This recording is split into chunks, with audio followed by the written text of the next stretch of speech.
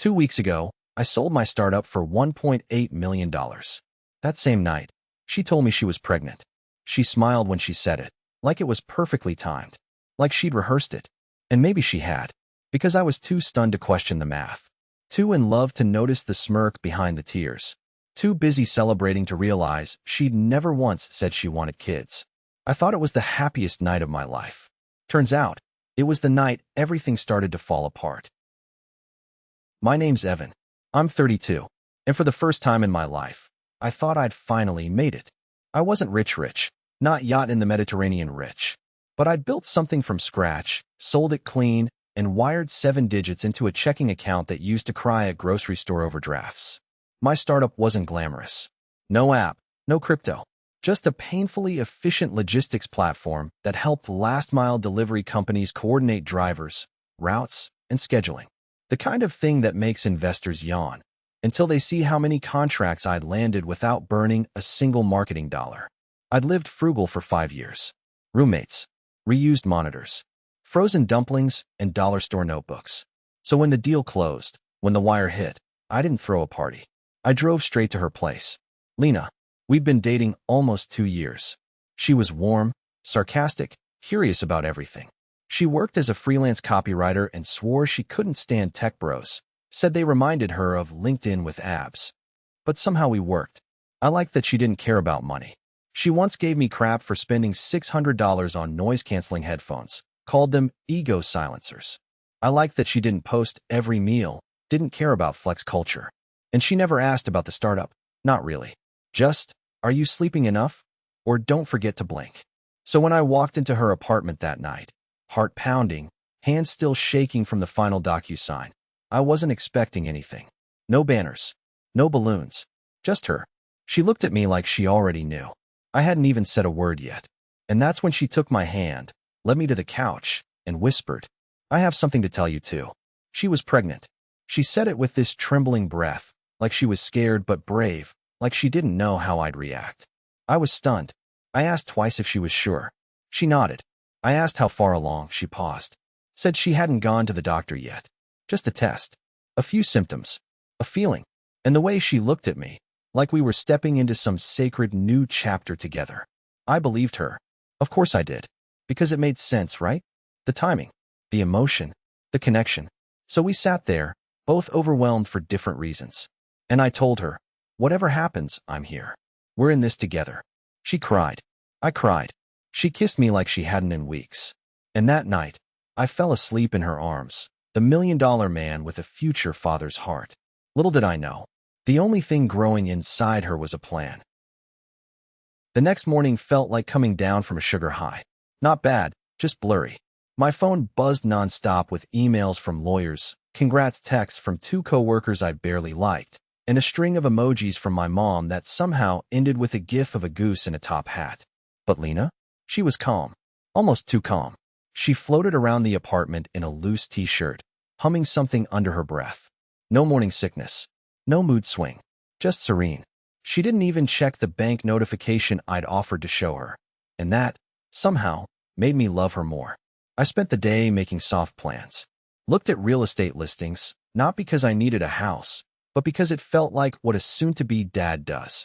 I even Googled how soon to tell your parents about pregnancy, and spent 20 minutes in a subreddit reading horror stories about gender reveal pyrotechnics gone wrong. By 5 p.m., she texted, Can we do dinner at Isla's tonight? Just the 3 of us. Isla was her best friend. Lena called her a human firewall. Brutally honest, zero filters, always dressed like someone who could lead a revolution or start a cult. I liked Isla. Mostly. Dinner was fine. But there was a moment, barely 2 seconds long, that made something in my gut go quiet. It happened when I walked in and said, Hey, you're looking revolution ready, as always. Isla laughed, reached out for a hug, and shot Lena this flicker of a look. Not panic. Not guilt. Something else. Like amusement. Like they shared an inside joke I didn't know about. Then it passed. We ate. They drank kombucha. I had a beer. Lena mentioned a new client. Isla complained about capitalism, and we mostly avoided the elephant in the room, or rather, the embryo. At some point I said, So, any doctor appointments yet? Lena glanced at Isla, then back at me. Not yet. Still too early. I've just been letting it sink in. She smiled. Isla nodded. I felt like I'd missed something again. On the drive home, I asked gently, "Are you feeling okay? No nausea? Headaches?" She laughed. "Honestly, I feel great. I feel peaceful." Then she reached over, squeezed my hand, and said, "You're going to be such a good dad, Evan." I wanted to believe it. I wanted to wrap that sentence in gold and wear it around my neck. But that flicker of a look, Isla to Lena, wouldn't leave my head. It whispered beneath my thoughts like background static.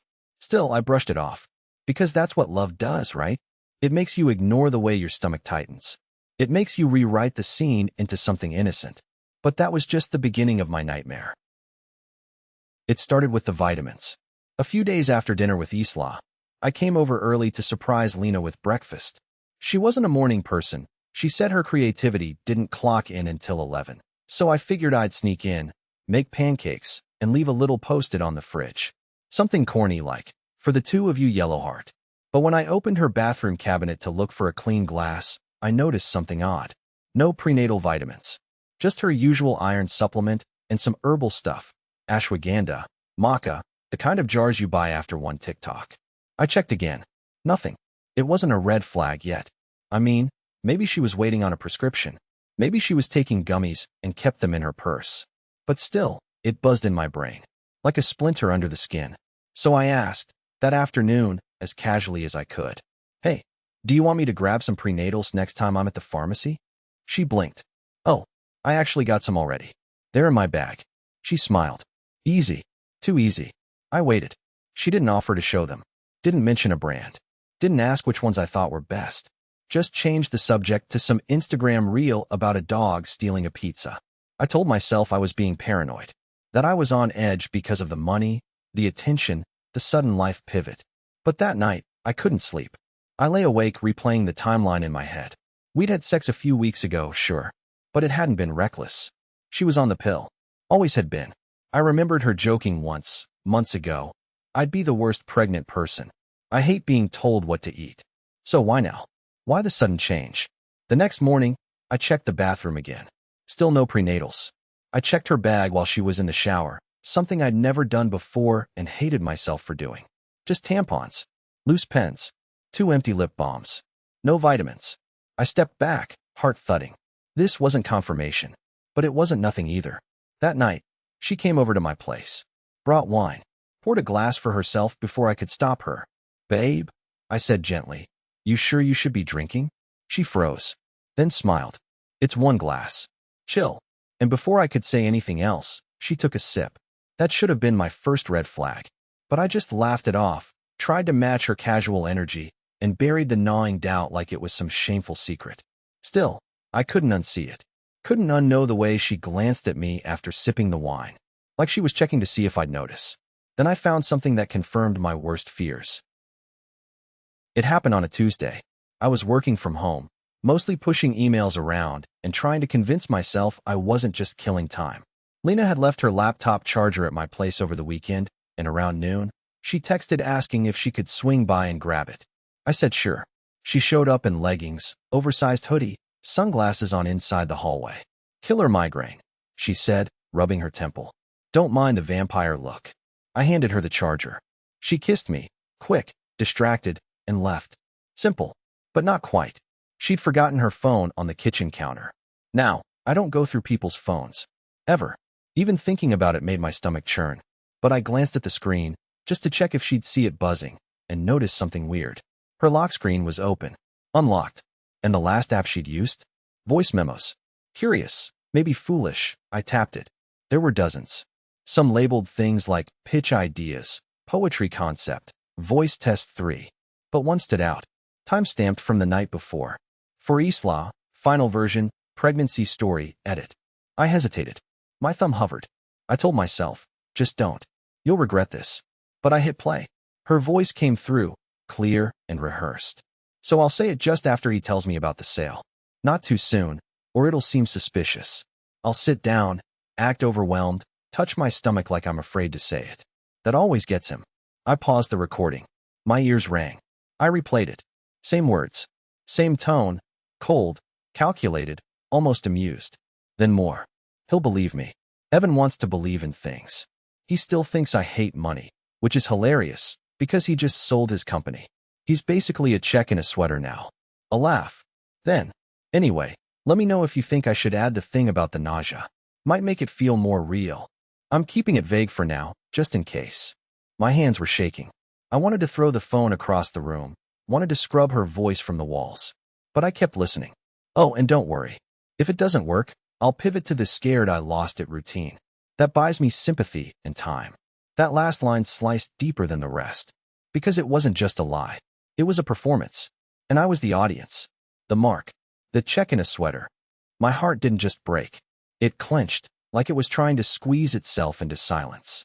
When she came back, smiling, sunglasses off, I handed her the phone without a word. She paused. Did it ring? I said nothing. She looked at me. Really looked. Her pupils flicked down to the lock screen, then back up. A half-second of calculation. Then she laughed. Softly. You went through it. No apology. No panic. Just that same practice composure. I guess the recording got mixed in. Silly me. That's when I realized. She didn't care if I knew. Because in her mind, it was already done.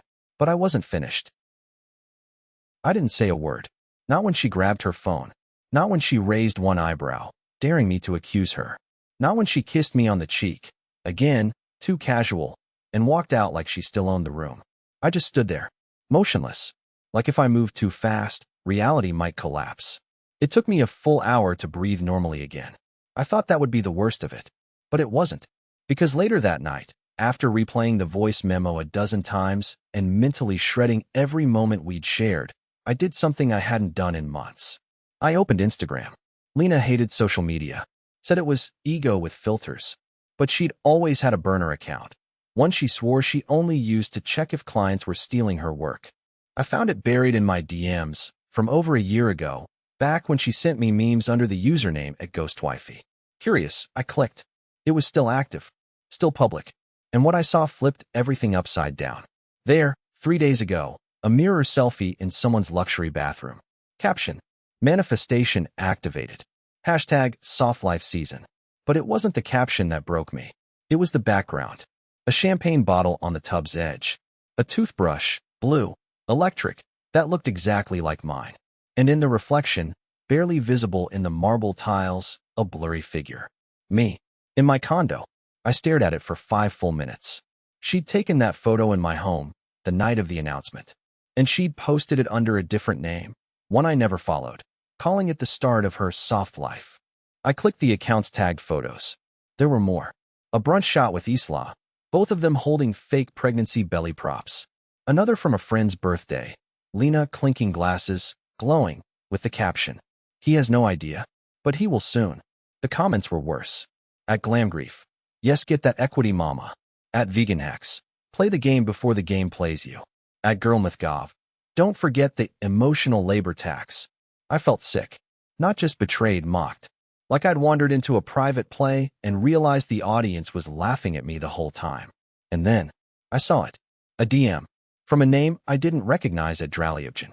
Sent to @Ghostwifey. Just one line. Hey Lena, just confirming you missed your consultation again. Let me know if you still want to discuss IVF options. Happy to reschedule.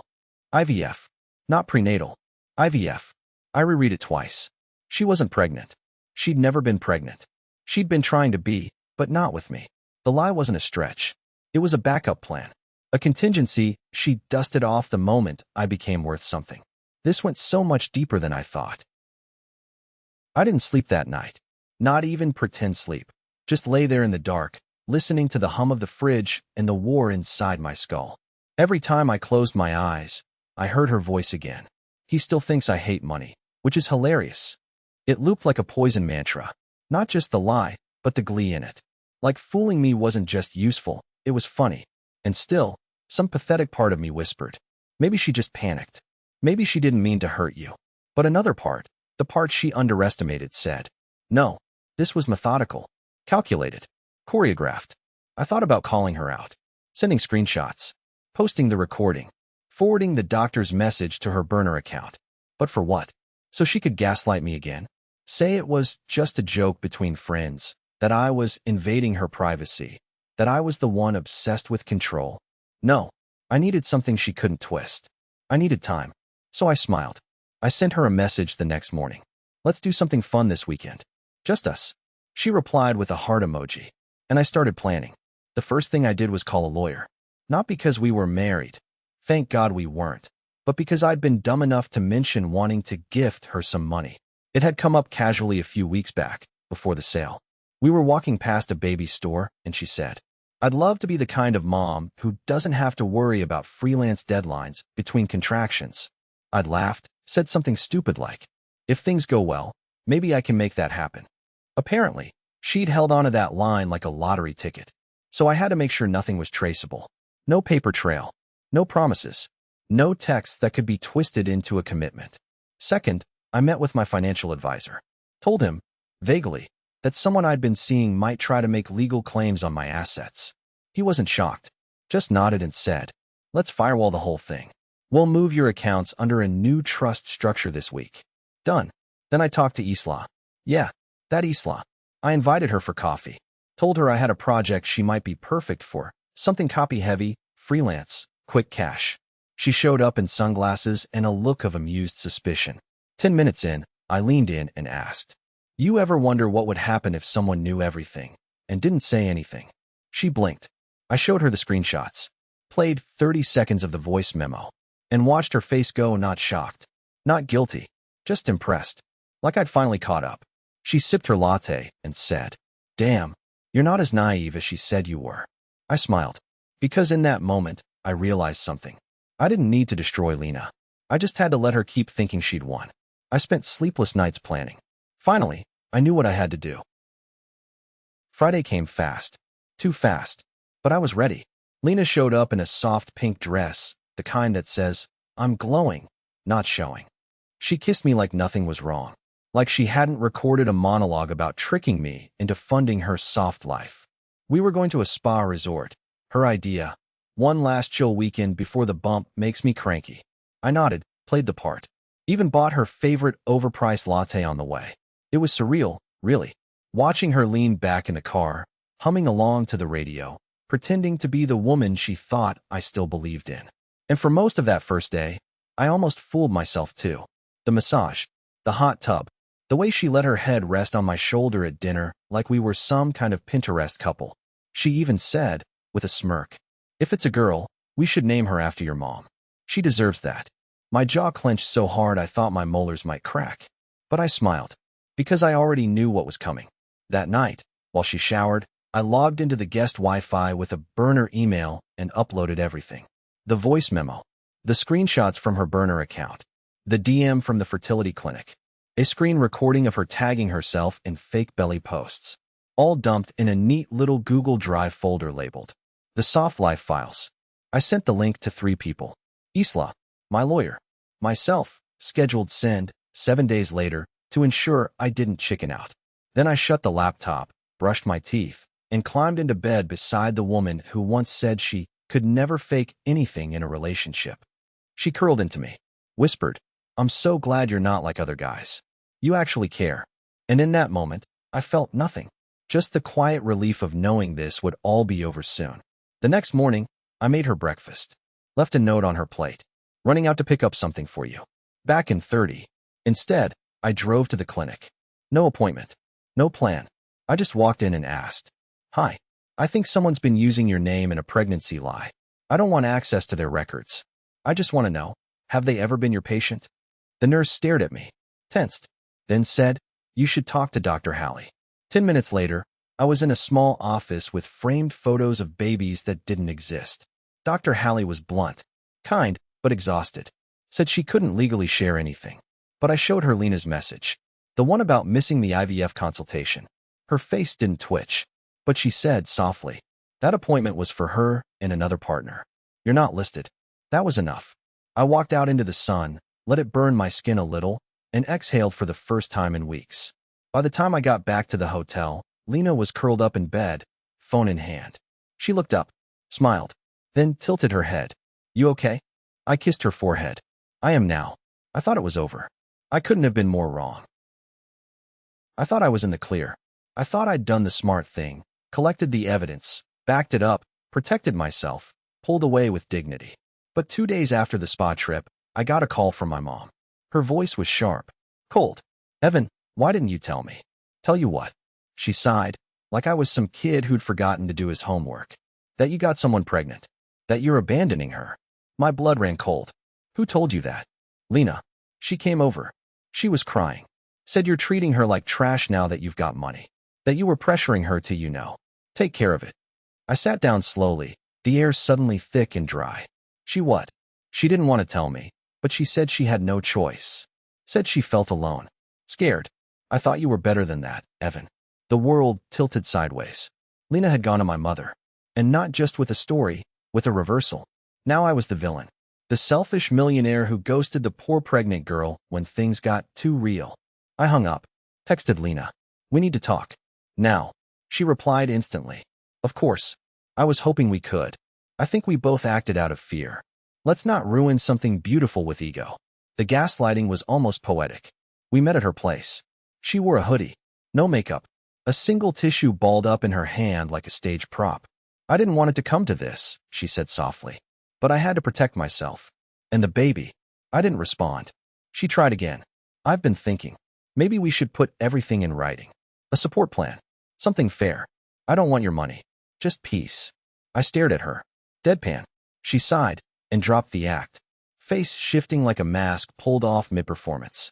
"Fine," she said. "You want war?" "No," I said. "I want truth." Then I slid my phone across the table. Opened to a private Reddit thread. Title: How to Fake a Pregnancy for Leverage and Fail. Posted by a throwaway account. Upvotes climbing fast. She picked it up. Scrolled. The screenshots.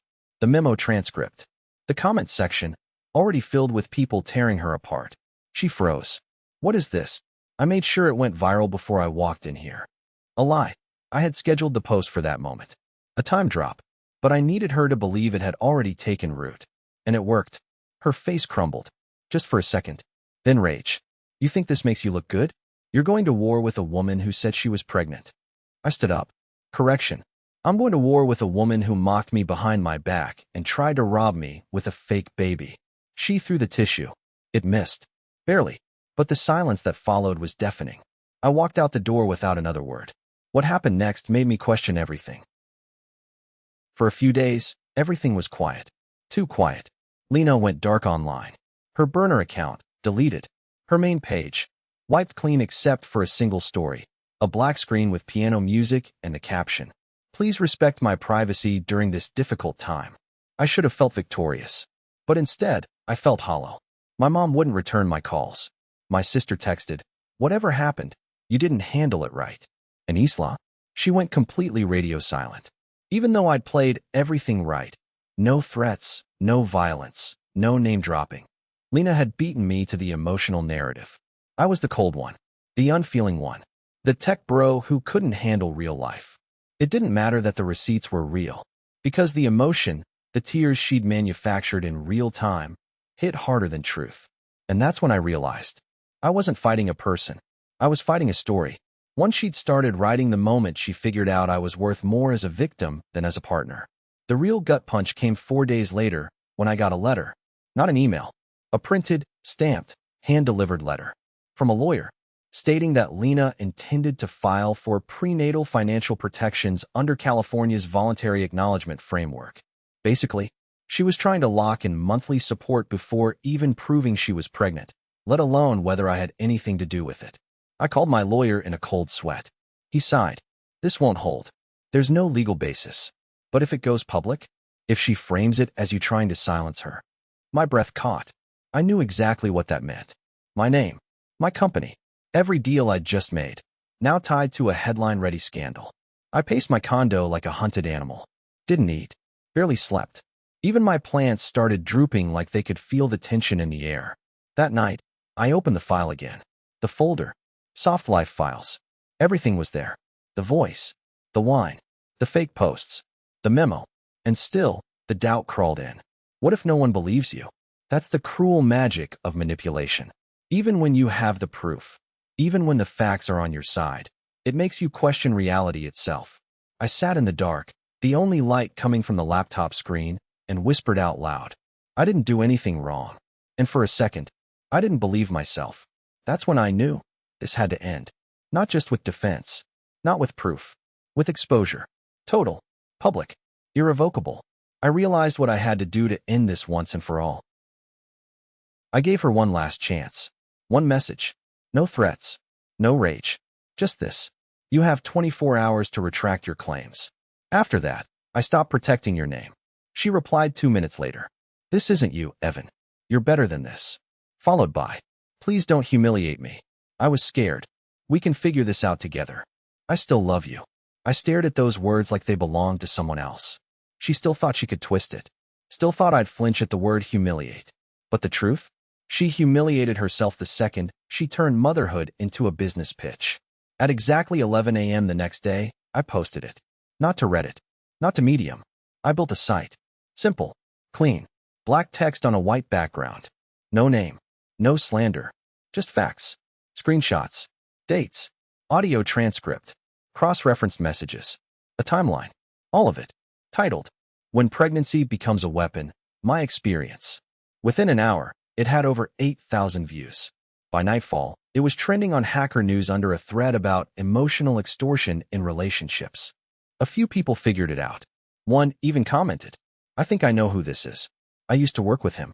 If it's who I think it is, I believe every word. That broke the dam. More comments poured in. People sharing their own horror stories. Someone from her old freelance circle even chimed in. She did something weirdly similar to a different guy 2 years ago. He just disappeared after. And then the memes started. Screenshots with fake baby bumps.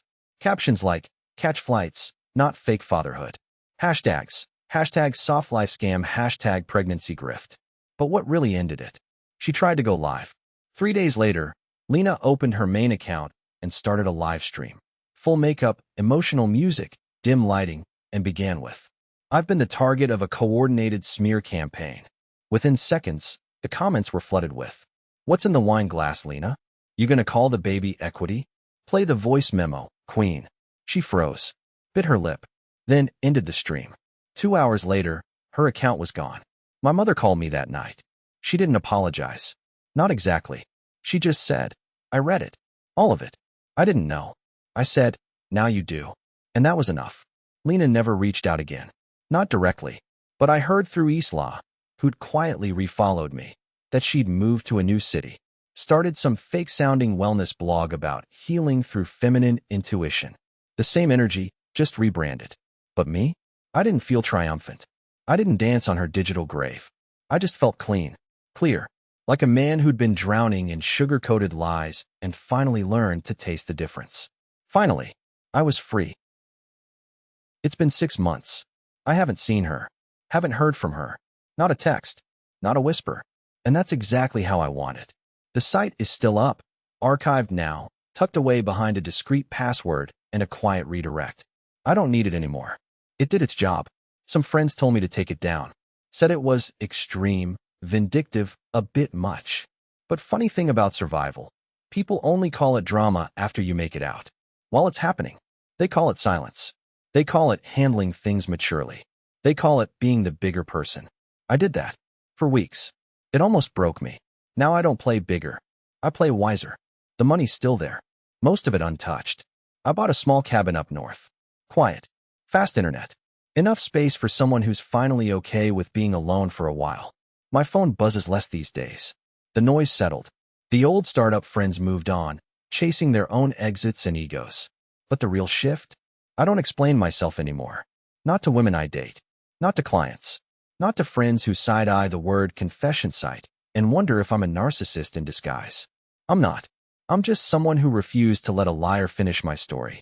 Sometimes I think about what would have happened if she'd pulled it off. If I hadn't seen the phone.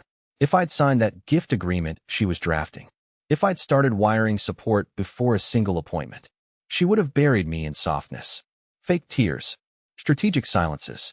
A performance I was never meant to interrupt. And I would have thanked her for the privilege. Like an idiot. But I did see the phone. I did ask the questions. And I did walk out. Not just from her apartment, but from a life she was designing for me like a brand partnership with a heartbeat. So what now? I'm still me. Just less gullible. More surgical. When someone says, I'm not like other girls, I ask, which one specifically? When someone says, "I would never lie to you," I smile and say, "That's good to hear. Let's both prove it." And when I hear the phrase, "I'm pregnant," I don't flinch. I just ask, how far along? Because now, I know what it really means when someone weaponizes the most intimate truths in life. Some people survive abuse. Some survive addiction. Me? I survived a storyline. One she wrote for me, and one I rewrote, word by brutal word. If you've made it this far, thank you. Not just for watching, but for staying. Because stories like this, they're not about revenge. They're about clarity. The kind that only comes after you've been twisted, gaslit, guilt-tripped, and still chose to document every second instead of screaming into the void. You don't have to be a millionaire to get played. You just have to be someone who trusts too fast, who wants to believe the tears are real, who thinks love and logic can exist in the same sentence. If that's ever been you, drop a comment. Tell me your version. You're Lena. Your lie that smiled back at you and said, "You're overreacting." Because that's what keeps these stories alive. Not just the confession, but the echo. The shared realization that we're not alone in this mess. And if you haven't yet, hit subscribe. We tell stories here that others try to hide. The ones that leave scars, but also leave you smarter, sharper, and maybe just a little harder to manipulate next time. See you in the next one. And stay sharp.